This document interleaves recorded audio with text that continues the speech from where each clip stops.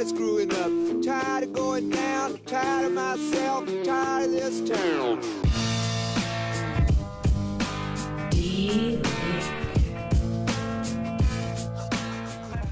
Eminent Waste of Time, Episode 6. I'm Doug. And I'm Chad. And you may have noticed, if you are watching on the YouTube channel as opposed to listening to this as a podcast, that the background has changed slightly. If you're listening, you may notice the echoey bits in there also. So, yeah, I'm it's different. I'm going to do a clap here. Like a gunshot. Yep. Well, we are in my pole barn, which has nothing in it except for a mixing board, a laptop, 2 microphones, and ourselves. So it's a little echoey and empty right now, but we finally closed on the house. We're recording this on Wednesday the 18th, and we closed on Monday the 16th. And so we thought, well, let's head out to the barn and do a podcast here from what, I guess I can let the cat out of the bag a little bit. This is our future world headquarters. This is Eminent Performance International World Headquarters. Right here. Look at it. Like the international bit, and I guess that implies we're going to have to sell something overseas or have a remote branch. We'll just send something to someone free. It doesn't matter. Then we're international. Well, our doors are from Russia. Yep, international. We have become international already. We've already done the import bit. Yep. No, we're, as you may have guessed from some of the hinting, assemblage of tools and some of the other things we've kind of hinted at, that we've got some big plans for Eminent Performance, and part of that is parts manufacturing, and we need a place to do that. So we'd been talking for a while about building a building on Chad's property and looked at a few options like that, and this house came along, and it was everything we wanted, and it already has a pole barn. So it basically scooted our plans up by at least 6 months, I would figure. Yeah, I'd figure 6 months. I still have the building kit. It's just sitting on the ground in a pile. So, and it probably will still go up at some point. Yes, but, it will. I mean, we're getting into the middle of October, and realistically, it's kind of hard to start a building project like that this end of the year. I mean, you can, but it gets tough. It would be very tight, especially with we've been trying to keep a race series schedule and everything else that we've been doing. Putting a building up is near impossible unless you just have nothing else going on. Yeah, with the days getting shorter too. I mean, it's, I don't know, 7:30 right now or so. It's already black outside. Yeah, I mean, you just can't see anything. It's full dark. Yeah. Yeah. By the time you get home from work in about 2 weeks, it'll be dark at 5 o'clock when you get home. So, yeah. Anyways, this is going to be I don't know, we've talked about expanding this building if need be, but for now we've got 30 by 40 feet of pole barn with 10-foot sidewalls, and it's already got concrete floors, and it's basically just waiting for us to fill it with tools and start cranking stuff out. Yep, I've got some tools sitting in my garage waiting to come on over. I just haven't loaded them in the truck and brought them over yet. So, yeah, it's exciting stuff. We got some ideas for some things we're going to build, but we'll also take ideas from you guys, things you want to see, parts that you think are not being serviced correctly by the aftermarket, or things that you would like to see better or just different. We'll take a shot at them anyway. Yeah, I mean, we're looking for ideas. Like you said, we've got some, but there's definitely things out there that we haven't thought about that other major manufacturers maybe don't think are worth the time, but we can at least take a look at. But we definitely feel like CF Moto is kind of an underserved brand in the aftermarket business, so we definitely are going to be looking hard at CF Moto aftermarket stuff. It's the brand we've been racing, and we've got a couple of them laying around, so not just the one we've been racing, but Chad's brother Josh has one as well. His dad has a Wolverine, so we are probably going to be looking at some Wolverine aftermarket accessories. Another one that there's some stuff out there, but maybe not as much as, Polaris is always the big name in the room when it comes to aftermarket stuff. There's a ton of stuff for the Razors. Yeah. So we're going to kind of try and focus on maybe some underserved markets. But, if we find we're doing well and there's demand, nothing's really off the table at this point. We're not going to limit ourselves to, we're only going to do this brand and that's it. No, we want to do a little bit of everything, and, we'll see what the business grows into as well, but, may end up being one-off buggies and everything else. You never know. We've already kicked around ideas about building a full tube chassis buggy, and we've kind of talked about that in the show before, but that ties into this. And, Yeah, well, we're just going to play it by ear. It may end up being a full-time job for us at some point. It may not. It may just be something that allows us to do what we love and make a little money doing it, sponsor some rides, and do a few things like that. Yep. Be able to give some back to the off-roading community where we can do definitely. giveaways of parts and stuff like that. I mean, and hopefully some advice and some tech. I definitely want to keep building. We don't have a ton of stuff up right now, but just tech stuff that can help out, the do-it-yourselfer. And as we're building stuff here, we're definitely going to post videos and show people what we're up to, but maybe there's some knowledge that we can pass along and help you guys out in your adventures and what you're planning on doing with your buggies. So, yeah. Now, before we get too far into the show, you guys heard the intro a little bit ago, and I have to let the cat out of Doug's bag on this one. Here it is. So he goes to open the show up, and he goes, "Eminent Waste of Time, episode 6." And he goes, "I'm Chad." And he goes, "Wait, I'm not Chad." You've never been Chad. When did that come long in? Day. We come as a package, though. Okay, so I can't really vindicate that, but to give you some background, at the race series we're at, for probably the first 6 or 7 rounds, he was Doug and Chad, and I was Doug and Chad. It was just an interchangeable term for both of us. We were synonymous. And that's not the first time that kind of thing has happened. Yeah. I don't know. We almost look like we probably could have been brothers, so... Yeah, and we function a lot like it. So. Yeah. Dysfunction. Dysfunction. Yeah, that may be the better term. So. Yeah, I would hear Doug or Chad yelled across the field, and you have to turn around because you know that they're talking to you, but yeah, what they really need may be nothing to do with you. So yeah, that kind of happened. And I was telling him that it's kind of that way at work right now too. I'm at a new job. I've been there about 6 weeks now, and there is my cube mate across the way. His name is Drew, and somehow I've become Drew. And I think at first it was just a slip of the tongue, but now it's kind of happened. And then it was a joke, and now it's just happening like people aren't even thinking about it. And then I'm like, I'll just kind of go along with it. And then 2 minutes later, they're like, "Oh crap, I called you Drew, didn't I?" Names are hard. When I first started at the job previous to what I have now, there was several people who they'd heard that there was a new IT person, and they stopped by the IT office to, say welcome to the place and all that. And they stopped by, and there's a guy who is a programmer who is like the next cube over from me in the IT office.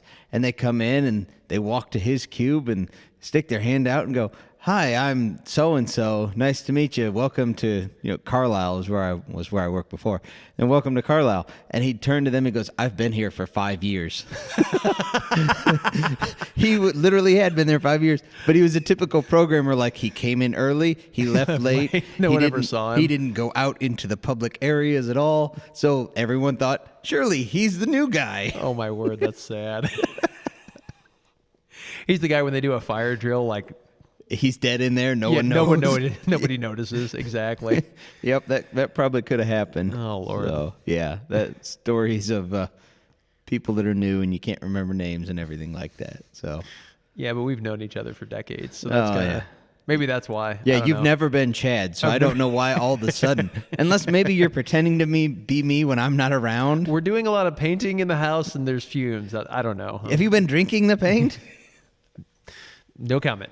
Anyways, we had a race last weekend. Moving on. That was a smooth segue. So we had a race last weekend, and it went like an Eminent performance race. It was bad. It was very much bad. If you've been following the post, you basically already know what has happened, but we'll do it in kind of story form. So we're pretty psyched about this track. It's a newer property. It's actually the first time that the race series has been out there, and it's very wide open. For instance, the youth track in the morning was 4 miles long, and the first mile and an eighth was all open field running. Yeah. And then the last 3/4 of a mile was probably open field as well. Yeah, it was a lot of open, which for a side-by-side is great. Yeah, and incredibly fast lap times. Okay, so picture this. Pee-wees on these little, the first day was bikes. The second day was quads. Second day it rained. It was a mess, so it really slowed down lap times. But the first day, it had been raining for a couple days, but not real heavy, just kind of a nice little drizzle. The dirt was tacked up perfectly. It was 80 degrees and sunny. I mean, literally, you could not have asked for a better race day at all. And the Pee-wees were turning laps in like 5.5 to 6 minutes on a 2-mile track, which that is screaming on a little PW50 off-road. Yeah. I mean, that's moving. And the pros that day, their track was 7 miles long. The pros were turning 12-minute and 50-second laps on a 7-mile track. Yeah, that's quick on an off-road. In fact, one of the pros I was talking to, he finished third place. His name was Brett Gorley. He said there's lots of things that can happen in a race, but one of the primary reasons he finished third was, he goes, the two guys that finished first and second were on these big Yamaha 450s. He's on a KTM, and it just didn't quite have the same top end as those big Yamaha 450 bikes. And he's like, I'm out there 6th gear, wide open, and the valves are just floating. He's like, that was the governor was valve float. Yeah. He goes, I was giving it all it had. They just pulled away from me. Yeah. It was a very wide open track, and like Doug was saying, I was super excited about it because I was out there track sweeping, and I was telling Doug, because he doesn't really get to see the track until we go out. No, I'm kind of stuck up at the finish line and the podium and the start line area, and that's basically my life for the weekend. Yeah. But I was telling him, I was like, man, the track's wide open, lots of room to pass and everything else and all this and that. So I'll kind of cut to the chase, and we'll skip the other stuff. We got, 2 miles in? Yep. And I guess I will take the blame. I mean, I was the only one driving it, so it was me. Came up over there was these nice little hills. They were probably 10 or 12 feet tall. Yeah. And there's like 3 of them in a row. And, man, they were these nice rollers that not a lot of space between them. They're not like big rolling hills. Yeah, but they're not really contoured. They're pretty abrupt up and down. Yeah. So the problem is I came up over the middle hill, and I stayed on the gas a little too long, and it carried the front end. Not like a full-on wheelie, but it kind of carried it off the top of the hill enough, and the back end starts to roll down the hill. Well, the front end still kind of carried at that point, and when it came down with the front end right in the bottom of the valley before it goes up to the next hill, and it just blew the upper A-arm tab off of the right side. I mean, like all of a sudden, It bam. made a very disconcerting noise and then pulled really hard to the right, and I thought, there's no way we bent a tie rod.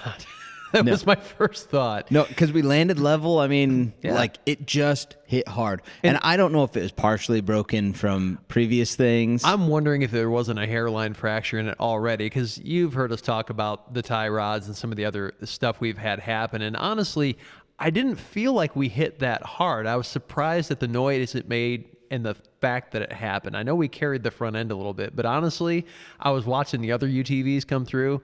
I don't think we did anything worse than they were doing, and we're running whole races. No. I think we just had a hairline fracture hidden by paint that you couldn't see. And well, hidden by the stack washers and bolts and everything that's supposed to be there. And yeah, when it came down, I think it was just that straw right that angle. broke the camel's back, or Yeah. the hill that broke the A-arm's mount, and So we made a third of a lap, and that was it. that was it. So I basically left Chad there to direct traffic, because We were on actually the- stopped in the valley of the next one. and we didn't want somebody coming up over that hill and carrying a little bit, especially with the big boys, the 1000s and stuff, the X3s, the stuff that has the suspension to kind of hop the hill a little bit. We didn't want them coming over in the air and then finding us there for their sake and ours. Yeah, because once you get that suspension unloaded, even if the tires are touching the ground, if the suspension's unloaded, you have little to no steering. Yeah. And if all of a sudden you come up over that hill, your suspension's unloaded, and you're kind of lofting the front end a little bit, and you try and steer because all of a sudden you see a side-by-side there. Yeah. You're going to hit it, and it's going to tear up my machine, and it's going to hurt them. So I left him there to direct traffic, kind of, push people, hey, go that way, stay on that side. And I made the mile or so beeline trudge back to the truck, grabbed the quad and some tools, and basically, because of the way it had twisted when that A-arm came off, the skid plate on the lower part of the A-arm was digging into the CV joint boot on the wheel. And so Chad took that off to free the wheel up, and then we put a ratchet strap to kind of hold everything in place.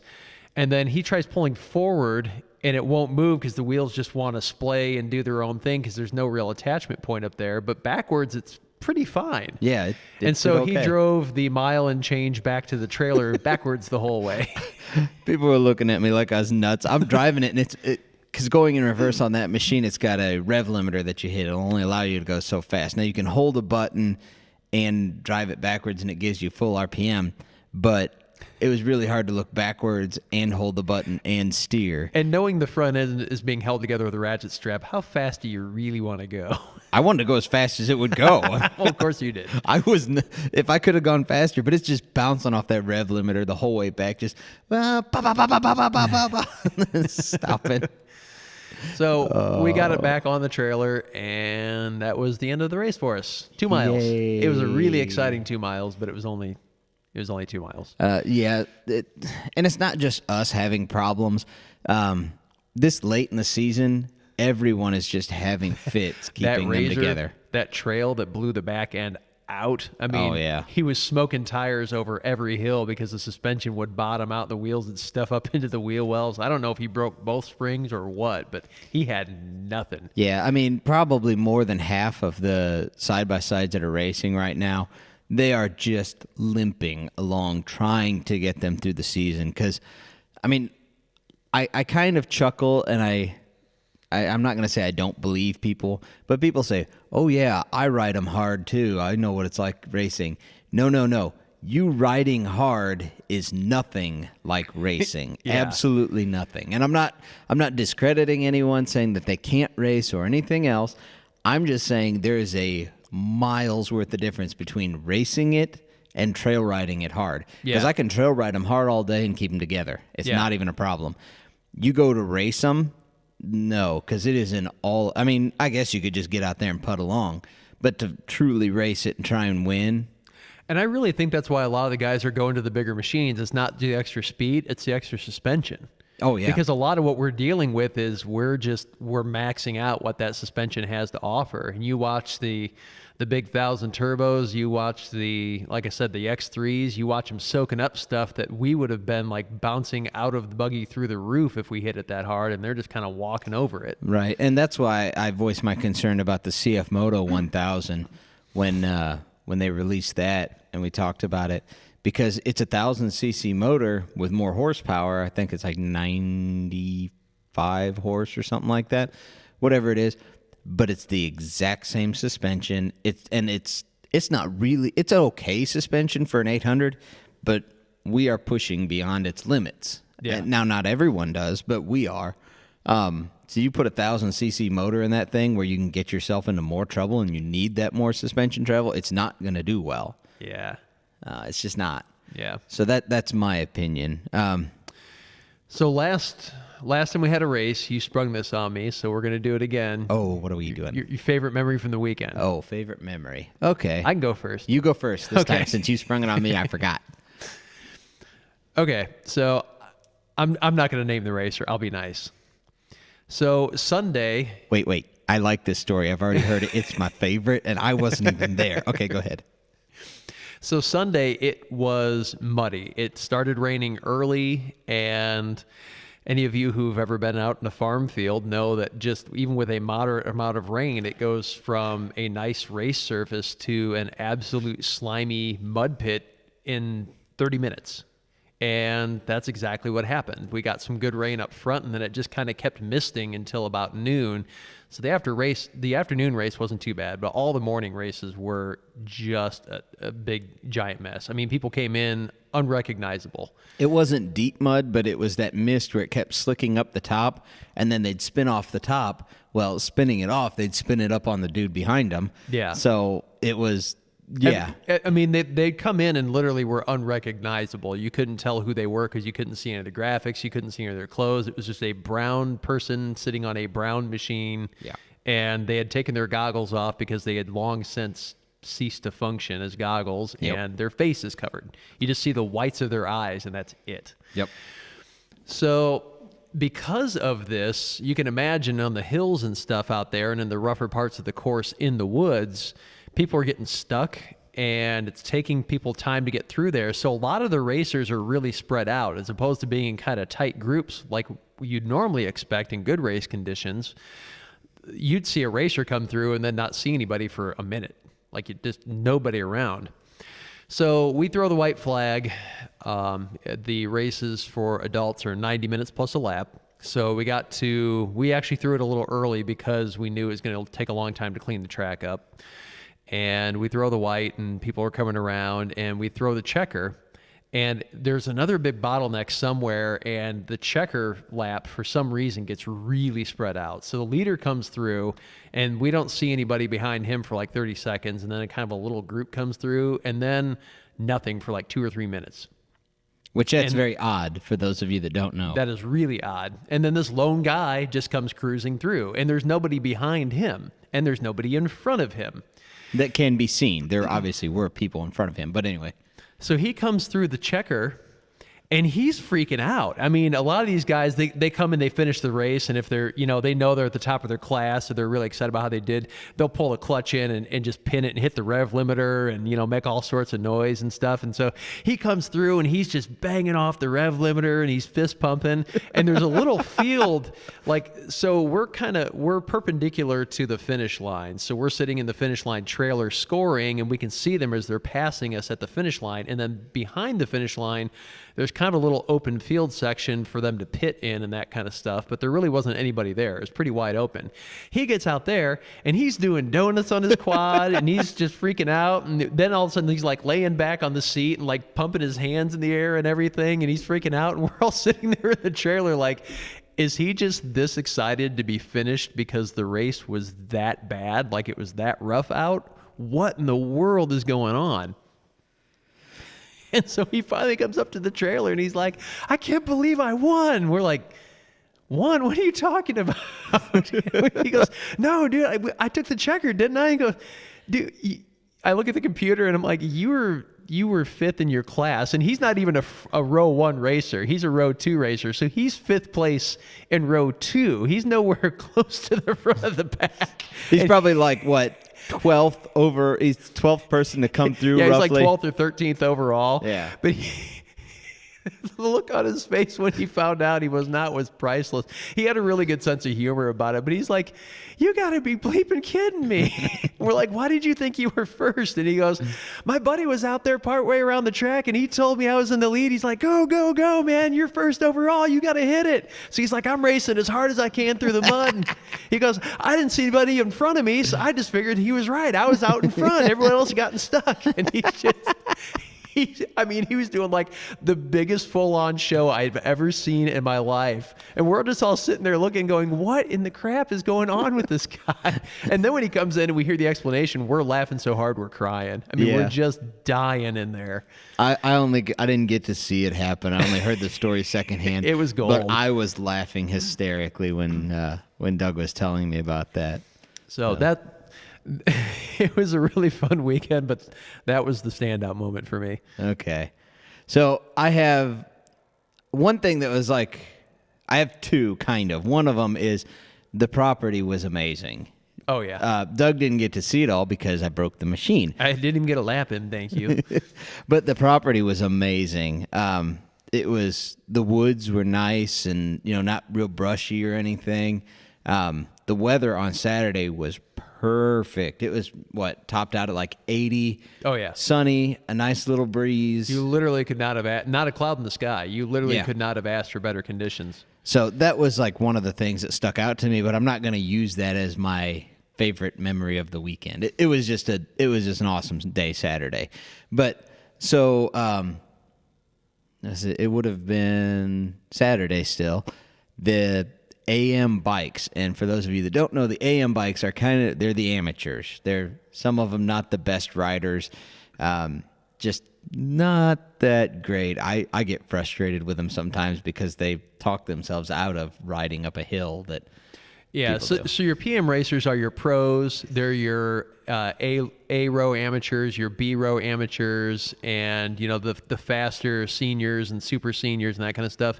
The fastest row in the AM is your C riders, and they're the front row, and then it just gets progressively less skilled as you go back from there. Yeah. So the AM bikes, there was what they were calling the Pro Hill, but there was no Pro Hill. And there was several people that were having fits with it. Some of them because they just like legitimately were not experienced riders. Some of them, I don't understand some of it because I'm an aggressive rider. They just weren't being aggressive. And some of those hills, you just got to grip it and rip it and go, and that's all you got. I mean, there's a kid who's 11 on an 85 who was just shooting up this hill. I mean, it was spinning the tire, but he was making it just fine. But if you know how to ride, you can do it. So my favorite memory is there's this one rotund gentleman. He was husky, and We're trying to be kind. yeah, I'm not kidding you. Every time he only probably made it to that hill 3 times. He probably only made 3 laps when everybody else was turning, 8 laps or more? Oh, yeah. So he was not making very many laps. Every time he made it to that, I bet he crashed and rolled down the hill at least 3 to 5 times. And I'm not saying like when we mean rolled down the hill. Oh, We don't mean like sat on the bike and rolled backwards. No, like he'd get a third the way up the hill, and this guy's main problem was he just bailed on it. Like, he didn't ride it out. Like, if the bike started to slow down, he was jumping off, and he was not fleet of foot enough to land on his feet. He would kind of land on his belly and then waller down the hill, and then the bike would come tumbling after. And man, this guy was, I felt bad for him. I helped him in every way that I could. But it was hilarious to watch him because he would just sit there and he wasn't hitting the hill like hard, like I was, like he's trying to get up. He was just persistent at being bad at riding. And he would get up there and just fall off the bike and it would fall over. And so the way this hill was, it was real steep at the beginning and then it kind of leveled out. And there was people that would get up the steep part, which was maybe only 15 feet high. I mean, you could hit it and just roll. But he would get up the steep part and then get on the flat, and people were riding it like from a standstill from the flatter section on the rest of the way up. He would get to that flat part, and he would just turn the bike around and go back down. Like, that's what I mean. He just give up on it. He wasn't aggressive enough. But yeah, that was my favorite memory of the weekend, at least the most comical one, because I would have been dead tired of picking that bike up and trying again. Yeah. One other little side one, and Penny, the lady who takes all the pictures that I'm sure a lot of you guys see on our posts, I don't know if she got a picture of this because it all happened really quickly, but I was standing right at the top of the really steep part because that's where a lot of people had problems, and if I could and they were slowing down and they were nose up on it and they couldn't apply any more gas, I could grab the front of their bike and haul it down to the ground so that they could apply some more gas to get up over that kicker. Sure. But this one guy, he was carrying the front end and his back end hit a root, and I was standing behind a big tree to kind of let the tree protect me. Well, he hit the root in just such a way that the bike curved right around the tree, and I just instinctively jumped and I grabbed his handlebars and it's pushing me backwards. And it's kind of turning around the tree the whole time, and it's shoving me down the hill backwards. And as I'm in midair, he's yelling, "I'm sorry." And I'm going, "It's okay." And I haven't even landed yet, and I'm telling him, "It's okay." I didn't get hurt, but I mean, Penny was all flipping out. And she's like, "Oh my gosh, I thought you got hit. Are you okay?" I'm like, "Yeah, I'm fine." I mean, I just jumped and kind of grabbed the guy's bike in midair. It probably did look like he got nailed, though. Oh, yeah. I mean, it just shoved me because I jumped in the air. But yes, that was my memory of playing on that quote-unquote pro hill for the weekend. That's where I spent a lot of my time anyway. So good times. Well, so that was the racing weekend, not the one we probably would have planned for ourselves in terms of our race, but it is what it is. We've got one more race this season on it's about a month from now. Yeah, it's like I think the weekend of the 10th and 11th or 11th and 12th, whatever that week in November is, that weekend. It's something around the 11th. We've got one more race, and that's going to do it for the season. We had talked about running GNCC Ironman. I don't see that happening at this point just because we are still going to be working at this house, getting things together for ourselves to live in it, and we really want to get a jump on getting this barn occupied. I'm not living here. I'm just going to clarify that. Getting it ready for Doug and his family to live in. I'm living at my house. Well, yes.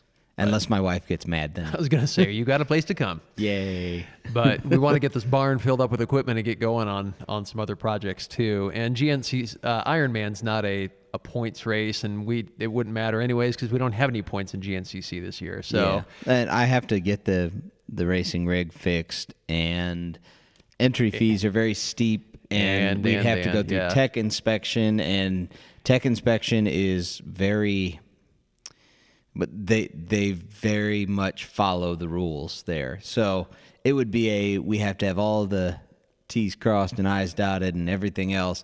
And the time it would take to do that, I don't think we can justify right now. No. So we're gonna pull the ripcord on that one, and we'll evaluate the last one in November. We're probably still gonna run it, but we'll see how things are going as we get closer. And it may be one of those things, because with this loss, we're basically out of contention in our current race series for any real points. If the track conditions are just horrific for some reason, or if it's a big mud pit or something like that we know we're just going to be miserable, we'll see how it goes. Yeah, we're going to evaluate that one as we get closer to it.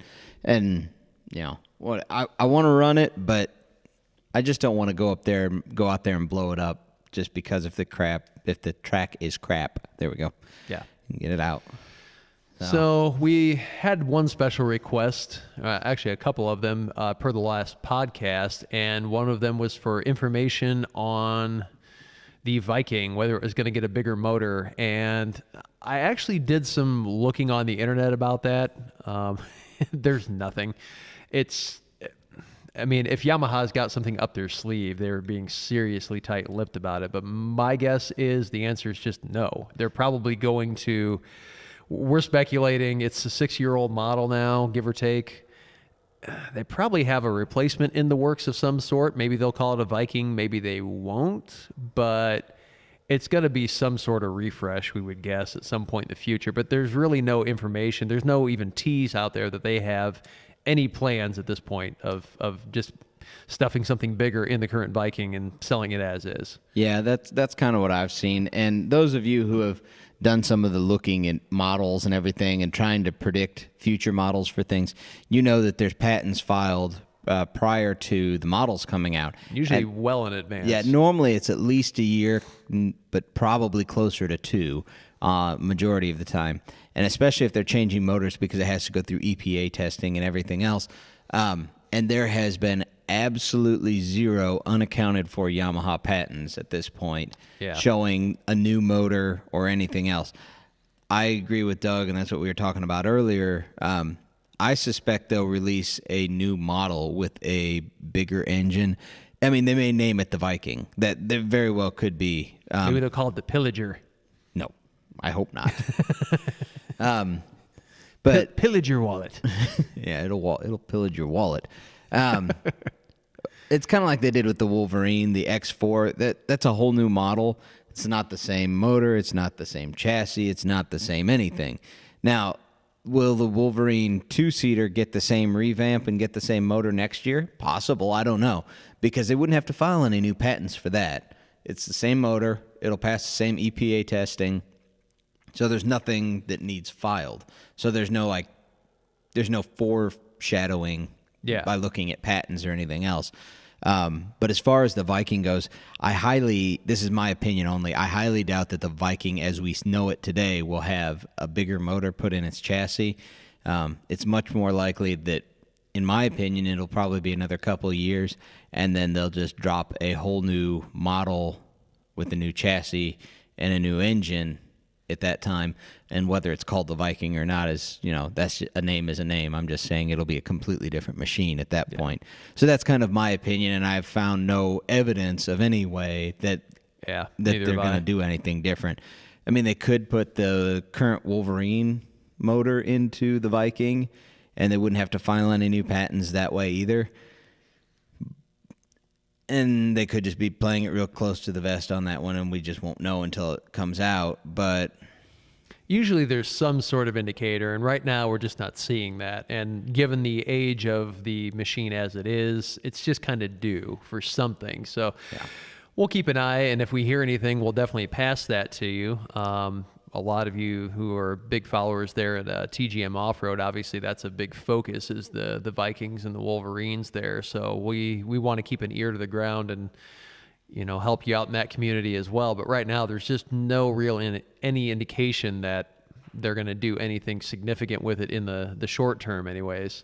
Yeah. And it's a good machine, but it's also, it's really not their bread and butter either in terms of, it's kind of in that crossover slot between it's a sport, but it also kind of focuses on utility, and it's not designed to go, 90 miles an hour. It was their first step out from the Rhino, because the Rhino, man, that thing was long in the tooth. I think, and that was really the first that was the first sport utility vehicle. Yeah, and that was, I think the first one was 2002, if I remember right. Yeah. And they produced those all the way up into 2014. It had a really, really long run. And it went from a 660 to a 700, and from carbureted in the 660s to 700 were fuel injected, but there was really no change in them. And some people actually preferred the 660s over the 700s.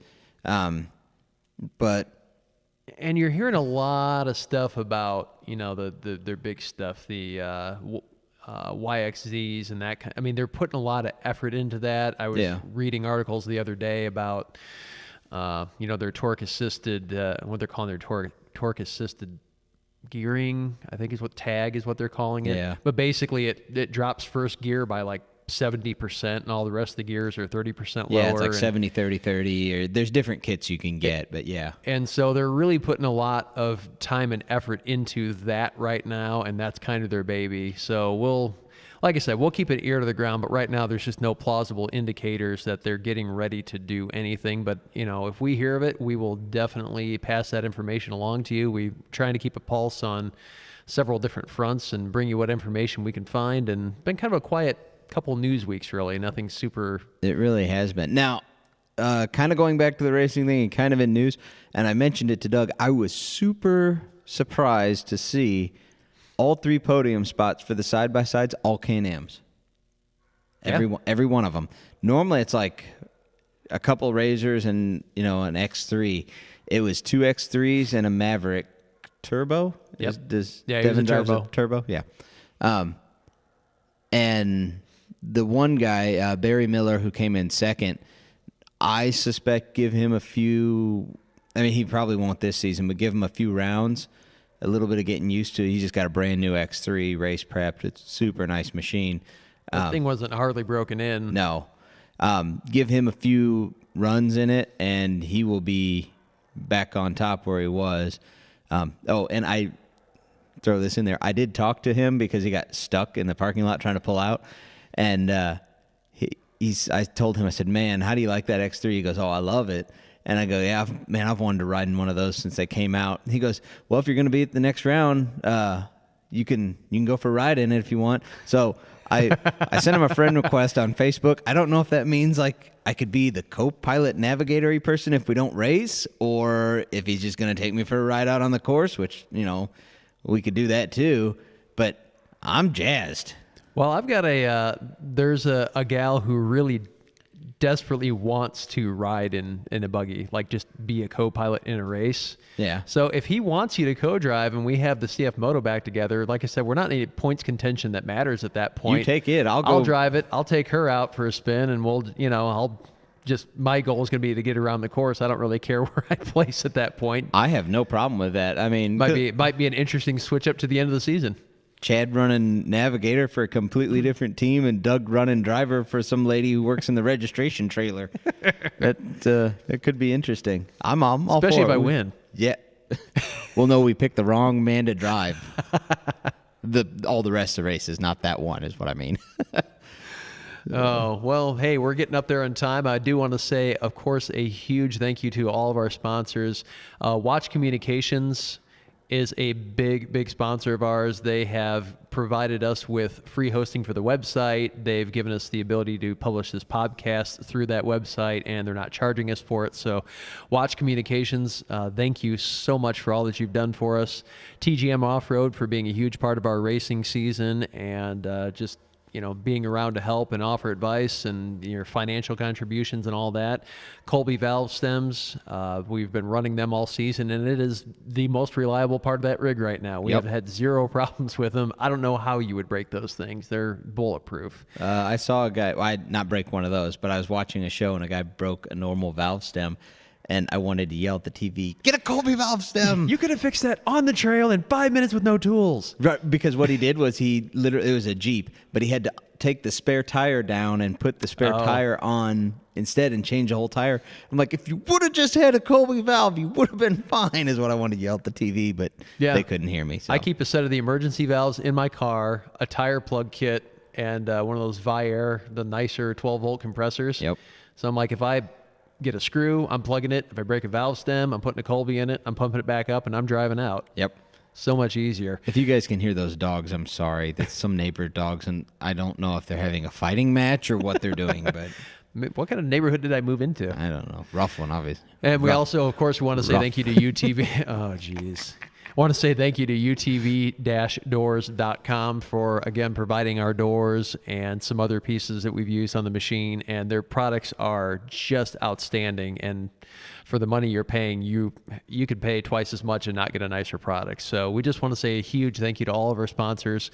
And thank you for keeping coming back. This is episode 6, so episode 7, I mean, we're going to make legit. it. We're legit. We're going to make it. We can. We got to record one more, and then we exist.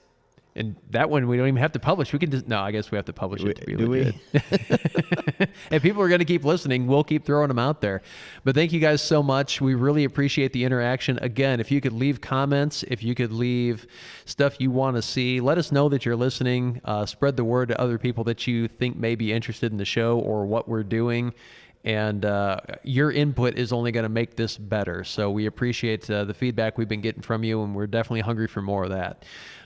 We also wanted to take a little bit of time, and we're gonna do a giveaway for you guys. Yes. We're not gonna talk about it on this podcast. We'll publish it probably just after this goes live. Yeah. But we're gonna do a giveaway, not just for parts, so it's not just for somebody, but we got some stuff we're gonna do. So it'll be usable by anyone who off-roads. We'll put it that way.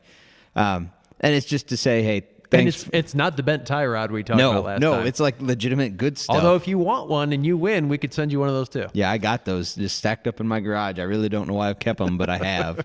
So, no, that's we want to give back to you guys and say thanks for listening. Thanks for giving us feedback and hanging out with us and everything. So we'll give you some stuff. We definitely appreciate you all. We're not going anywhere. We got a bunch of episodes already planned that we're looking forward to doing. So we'll definitely be back for at least several more. And we're having fun doing this if nothing else. So send us your feedback. And thanks for listening in. We appreciate all of you. And thanks for riding along. Thanks, guys. Tired of going down, tired of myself, tired of this town.